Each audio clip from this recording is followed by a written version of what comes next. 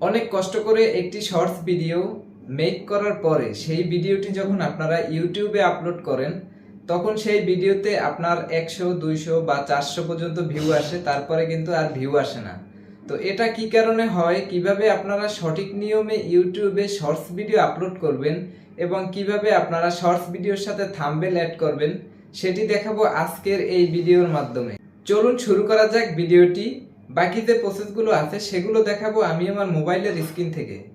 আপনি যদি আমার চ্যানেলে নতুন হয়ে থাকেন তাহলে অবশ্যই আমার চ্যানেলটি সাবস্ক্রাইব করে দিবেন এবং একটি লাইক দিতে ভুলবেন না। চলে যাব আমি আমার ইউটিউব চ্যানেলে আসার পরে এখান থেকে আমি প্লাস নামে যে অপশনটি আছে সেই অপশনটিতে একটি ক্লিক করে দিব। প্লাস অপশনে ক্লিক করার পরে এখান থেকে শর্টস নামে যে অপশনটি আছে সেই অপশনে একটি ক্লিক করে দেব। শর্টস অপশনে ক্লিক করার পরে আমার গ্যালারি থেকে আমি যে কোনো একটি ভিডিও সিলেক্ট করে নিব, যে ভিডিওটি আপলোড করব। ভিডিওটি এখান থেকে আপলোড করার পরে এখান থেকে আপনারা পেন নামে একটি অপশন পেয়ে যাবেন, সেই অপশনটিতে একটি ক্লিক করে দিবেন। তারপর এখান থেকে একটি থাম্বনেল অ্যাড করবেন।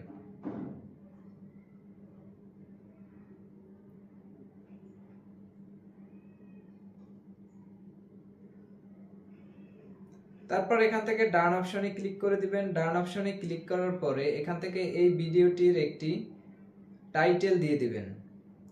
টাইটেলটি অবশ্যই এই ভিডিওটা যে রিলেটিভ তৈরি করেছেন সেই সম্পর্কে এখানে ছোট একটা ডেসক্রিপশনের মতো লিখে দিবেন। এখান থেকে ভিডিও টাইটেলটি দেওয়ার পরে এখান থেকে আপনারা 3টা হ্যাশট্যাগ ব্যবহার করবেন।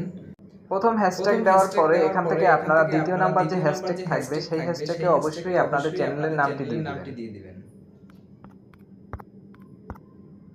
আনলিস্টেড অবস্থায় এই ভিডিওটি আপলোড করবেন। এখান থেকে সাথে সাথে ভিডিওটি পাবলিশ করবেন না। তারপর এখান থেকে লোকেশন সিলেক্ট করে দিবেন।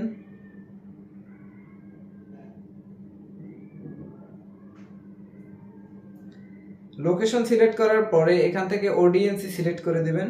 অডিয়েন্স এখান থেকে no it's not for kids এ অবশ্যই রাখবেন।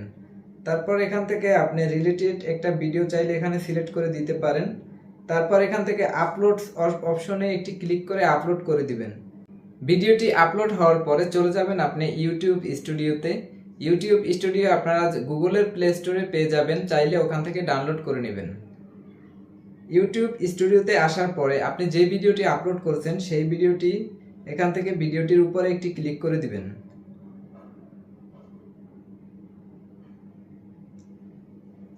ভিডিওর উপরে ক্লিক করার পরে এখান থেকে এডিট অপশন পেয়ে যাবেন, সেখানে একটি এডিটের জন্য ক্লিক করে দিবেন।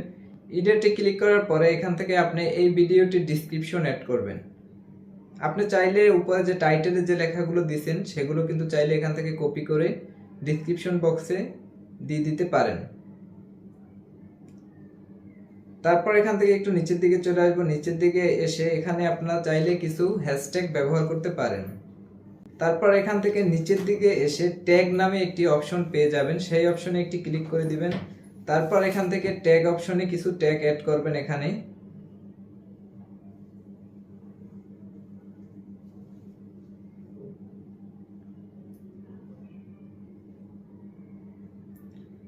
ট্যাগগুলো দেওয়ার পরে এখান থেকে ক্যাটাগরি নামে একটি অপশন পেয়ে যাবেন। অবশ্যই এখান থেকে ক্যাটাগরিটা সিলেক্ট করে দিবেন।